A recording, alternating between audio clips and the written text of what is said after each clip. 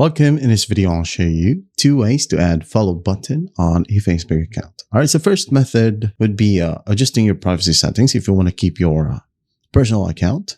And the second option is by turning your personal account to a professional account.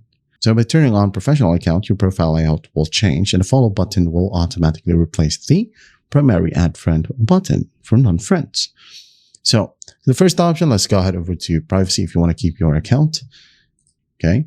Or a personal account, go to settings right here.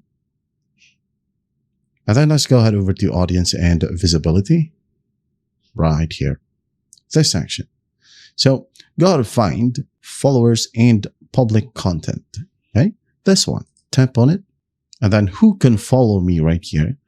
Change this one to public if you have the option.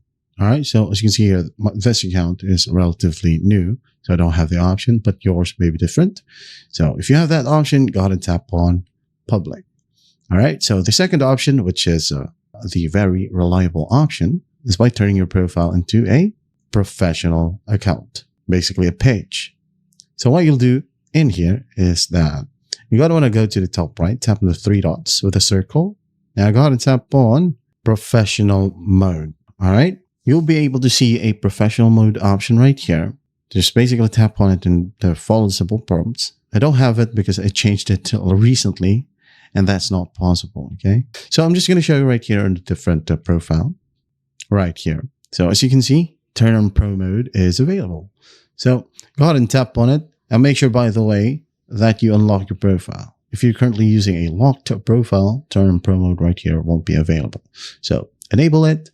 And then once done, the follow button will be available right here.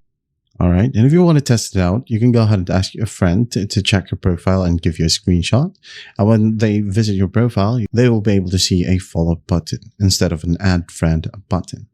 All right. So that is how you add follow button on Facebook account. I hope this video helps and I'll see you in the next one.